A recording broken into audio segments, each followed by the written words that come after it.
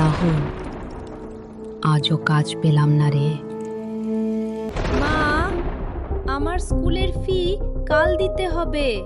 আমি ব্যবস্থা করব বাবা, তুই শুধু পড়াশোনা কর। মা, তুমি চিন্তা করো না, আমি বড় হয়ে সব ঠিক করে দেব। এই শাড়িটা নিন, যত দেন দিন, আমার ছেলের ফি দিতে হবে। এই নাও, এইটুকুই দিতে পারবো, এর বেশি হবে না।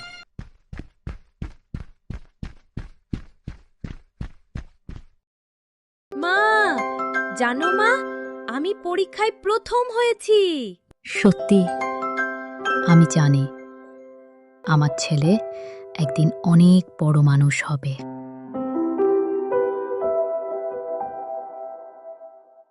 কয়েক বছর পর। মা, আজ আমি চাকরি পেয়েছি।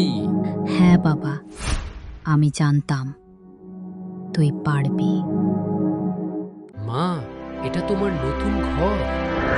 আমার স্বপ্ন আজ পূরণ হলো।